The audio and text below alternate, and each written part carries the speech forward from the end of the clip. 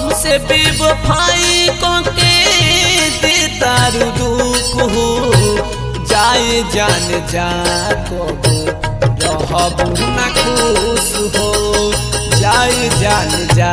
कबो रहबू के हमसे निभाना ही पैलू दिल में जवन बात रहे पुराना ही कैलू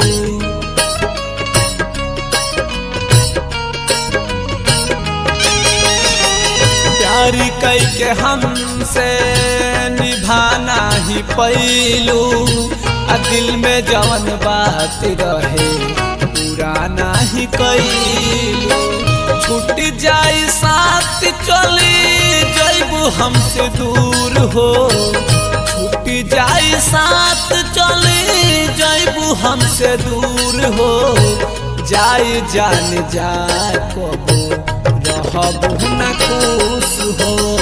जाए जान जा कबो रहबू ना खुश हो खेसारी कहे जन जा तू छोड़ के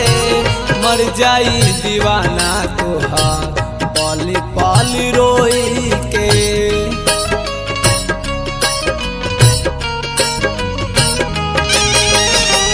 पवन खेसारी कहे जन जा तू छोड़ के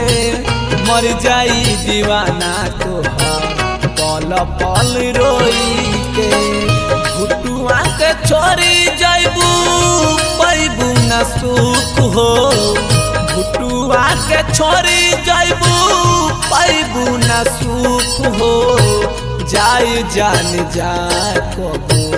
रहबू ना खुश हो जाए जान जा कबो